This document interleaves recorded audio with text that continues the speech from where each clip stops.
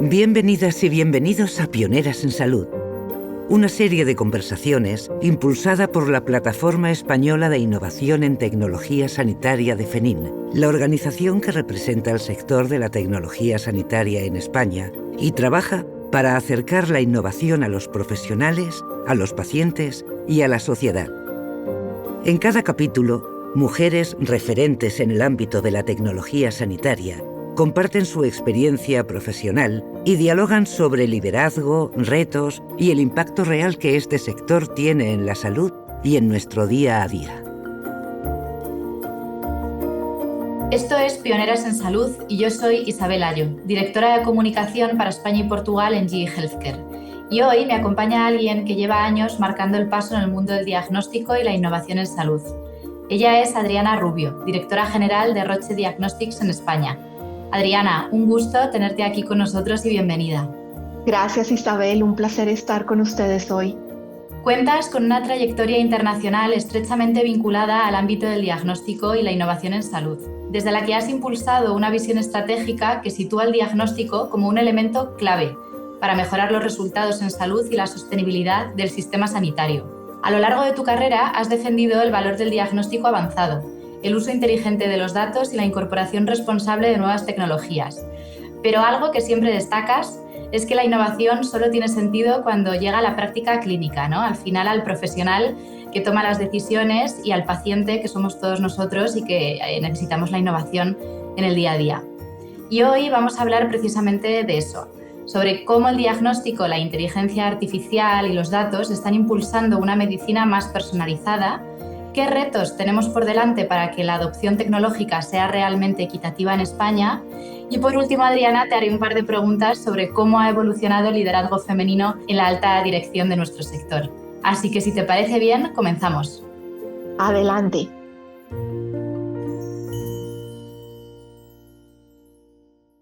Desde tu posición en el ámbito del diagnóstico, ¿cómo crees que está cambiando la forma en que los sistemas sanitarios entienden la prevención y la gestión de la enfermedad?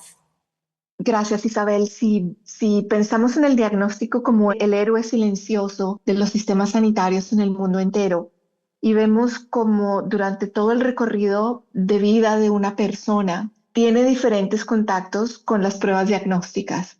Si pensamos en las pruebas de prevención, hoy tenemos a nuestra disposición test tan importantes, por ejemplo, como la detección temprana del virus del papiloma humano, conocido como causante del 80% del cáncer cervical en mujeres. Entonces, desde una etapa muy temprana, con un diagnóstico preciso, puedes saber si estás o no en riesgo. Una vez identificas que una persona está en riesgo o no de adquirir una enfermedad, puedes confirmar este diagnóstico con otro tipo de pruebas.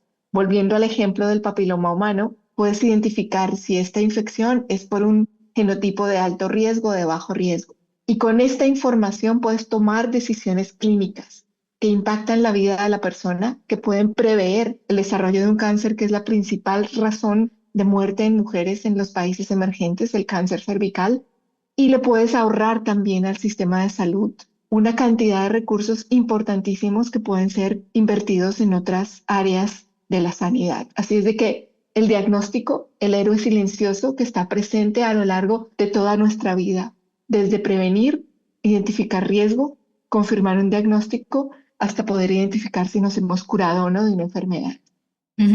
Adriana, yo creo que los profesionales que trabajamos en este sector hemos escuchado, por desgracia con frecuencia, que el diagnóstico es invisible, ¿no?, para el paciente. ¿Crees que hoy en día el sistema sanitario es plenamente consciente del impacto real que tienen los resultados en salud? Bueno, creo que hemos dado saltos cuánticos en la responsabilidad que tenemos los individuos en mantener la salud. Y con la disponibilidad hoy de datos y la concientización de las personas de la responsabilidad que tenemos en mantener la salud, creo que estamos cada vez más involucrados en participar de manera temprana en programas de promoción y prevención de la salud. Tenemos ejemplos concretos como la identificación de personas con diabetes o la identificación de la diabetes gestacional o la identificación de riesgo cardíaco. Entonces, cada vez somos más conscientes de la importancia de prevenir, de la importancia de nuestro comportamiento y nuestros hábitos, cómo impactan nuestra salud y del deseo de todos de mantenerlos lejos, ¿no? De los hospitales y probablemente de una enfermedad crónica. Ujú. Totalmente de acuerdo, Adriana. El diagnóstico avanzado y el uso de datos, ¿no?, que estábamos comentando, están abriendo la puerta a una medicina cada vez más personalizada. ¿Qué condiciones deben darse para que esa innovación se integre de verdad en la práctica clínica diaria? Tenemos avances sin precedente en la genómica y, por ejemplo, cuando pensamos en medicina personalizada, hoy tenemos la capacidad de hacer perfiles genéticos totalmente individualizados y volvemos al tema del cáncer, por ejemplo, donde no todos los cánceres son iguales. En general, cada vez vemos más información y más datos científicos y clínicos que nos demuestran que los cánceres en general son multigenómicos. Entonces, cuando hablamos de medicina personalizada y podemos hacer hoy test que te confirman cuál es tu tipo de cáncer, cuáles son las mutaciones y además te pueden hacer un perfecto camino hacia cuáles son las terapias que van a ser más efectivas para el tipo específico de cáncer que un determinado paciente tiene, ahí es donde hablamos de medicina personalizada verdadera, ¿no? Si vamos tal vez a un ejemplo más simple y hablamos de la hepatitis C, por ejemplo, dependiendo del tipo de genotipo del virus de la hepatitis C con el cual un paciente está infectado, se toman decisiones de qué tipo de tratamiento, de cuántos meses, de cuántas dosis, y se puede saber claramente en qué momento un paciente ha eliminado de su sistema el virus de la hepatitis C. Entonces tenemos dos ejemplos con grados de complejidad distintos de cómo hoy podemos hacer medicina personalizada al servicio de los pacientes. Entonces, ¿cómo conseguimos que esta innovación se incorpore en los sistemas de salud? Tiene que ver por la forma en la que compramos hoy, la forma en la que medimos resultados en salud y la forma en que garantizamos que esos resultados en salud tienen un impacto o en un presupuesto o en abolir un gasto, ¿no? Depende de la óptica con lo que queramos ver. Ujú. La inteligencia artificial es un hecho, creo que estarás de acuerdo conmigo en que ya es una realidad, ¿no?, en los procesos diagnósticos. Entonces, más allá de la tecnología en sí, ¿qué barreras organizativas o culturales consideras que están frenando su adopción real en los sistemas sanitarios? Estamos de acuerdo. La inteligencia artificial ya hace parte casi que de nuestra rutina diaria. Específicamente en salud, tenemos tres desafíos muy importantes en España. El primero es la fragmentación del sistema. En realidad tenemos 17 sistemas distintos de salud. Esto nos lleva a que la capacidad de interoperabilidad de estos datos sea muy limitada y por tanto lo que conseguimos que funcione en un lugar es muy difícil de escalar a otro. Ujú. Y la tercera barrera que yo te diría que existe es la forma en que están construidos los presupuestos en salud, que no permiten hoy incorporar en los sistemas de compra, por ejemplo, algoritmos de diagnóstico o algoritmos de soporte a la decisión clínica. Gracias, Adriana. En España contamos con hubs de innovación diagnóstica de referencia. ¿Qué condiciones o cambios crees que serían necesarios para que ese potencial se traduzca en un acceso más equitativo y homogéneo para los pacientes? Yo pensaría en barreras compartidas, las que mencionamos anteriormente. España también se caracteriza muchísimo por una adopción muy rápida de esta innovación. Y hoy una de las barreras principales que tenemos es, tenemos presupuestos para innovar, tenemos presupuestos para hacer pilotos y demostrar el valor de esta innovación, pero en el momento en que desaparecen esos fondos para innovación, hay una dificultad enorme en convertir ese piloto, esa evidencia, esa realidad en una compra sostenible por la forma en que están diseñados los presupuestos en salud, ¿no? En general tenemos los presupuestos en salud y si hablamos de pruebas de laboratorio o de algoritmos de diagnóstico, están dentro del presupuesto de los servicios de diagnóstico, cuando a lo mejor el ahorro o el beneficio se va a ver reflejado en algún otro servicio. Entonces, no son interoperables los presupuestos entre ellos y no hay un mecanismo establecido de cómo se incorpora la innovación en estos presupuestos. Entonces, yo creo que esta es una de las barreras principales para garantizar que todas estas herramientas están asequibles y disponibles en cada una de las 17 comunidades autónomas. Ujú. Has liderado equipos grandes, diversos. ¿Qué decisiones resultan más determinantes a la hora de impulsar innovación en un entorno tan regulado, ¿no?, como es el del diagnóstico? El rigor científico es fundamental y el rigor científico pasa por generar evidencia, garantizar que lo que diseñas e implementas es sistemático y lo puedes hacer y escalar de una forma siempre controlada de la misma manera y así puedes garantizar que hay trazabilidad.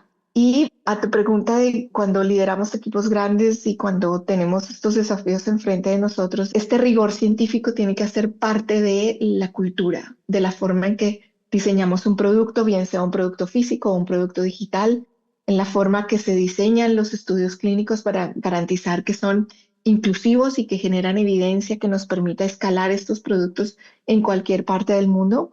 Y el tercer elemento es tener la trazabilidad y garantizar que cumples con los mínimos requerimientos, ¿no? Por ejemplo, con los productos digitales vemos muy importante cumplir, por ejemplo, los esquemas nacionales de seguridad en España o los requerimientos mínimos de la Comunidad Económica Europea para los distintos tipos de soluciones de diagnóstico digital, ¿no? Entonces, repito, el rigor científico y procesos robustos y que permitan escalabilidad son fundamentales.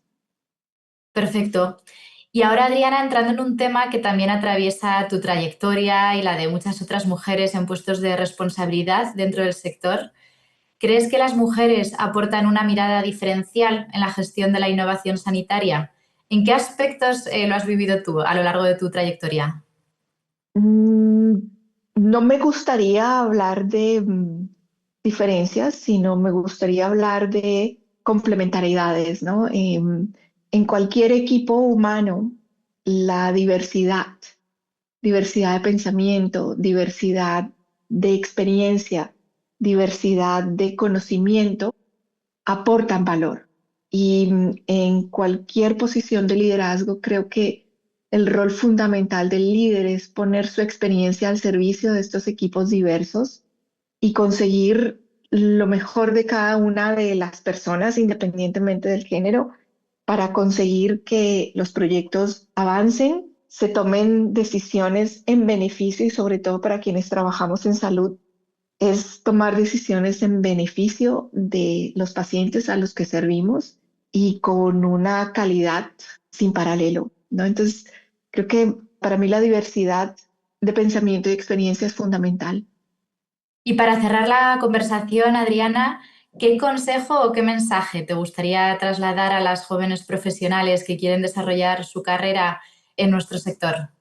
Por suerte, cada vez vemos muchas más mujeres en lo que conocemos como el segmento STEM, ¿no? Que son mujeres en ciencia y tecnología. Te comparto, nosotros tenemos aquí en San Cugat, en nuestro site, un equipo muy grande dedicado a desarrollo de soluciones digitales, que es uno de los hubs más importantes de desarrollo del grupo en el mundo entero.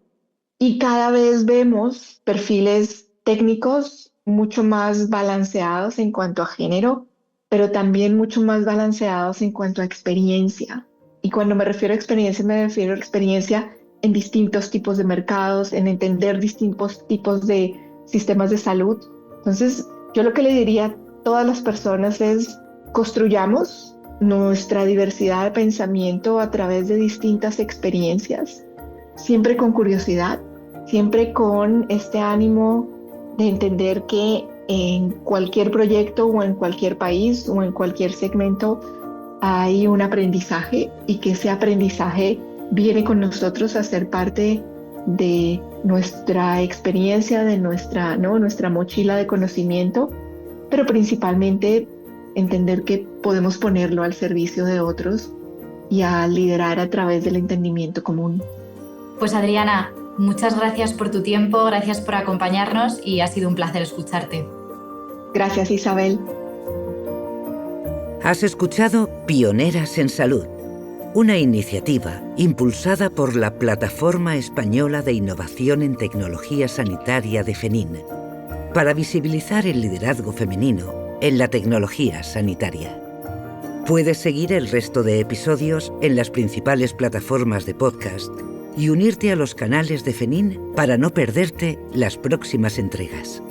Gracias por acompañarnos.